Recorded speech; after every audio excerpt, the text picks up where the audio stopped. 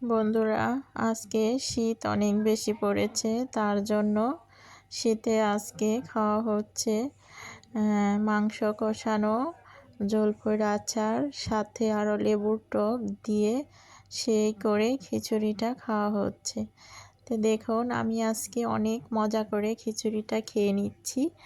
সাথে আছে এখানে রসুন, বড় বড় এই যে রসুনটা, আর আছে এখানে আলুর খণ্ড অনেক।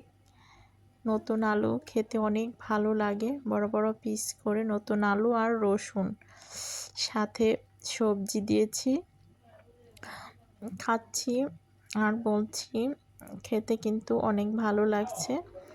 ঠান্ডার ক্ষেত্রে খিচুড়িটা খেতে আসলেই অনেক ভালো লাগছে।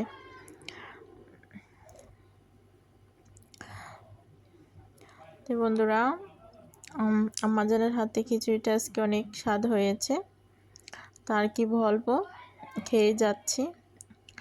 আর জলফইয়ের আচারের তো তুলনাই নাই, খিচুড়ি দিয়ে খেতে অনেক ভালো লাগে। তো বন্ধুরা, আজকের মতো এ পর্যন্তই। সবাই ভালো থাকুন।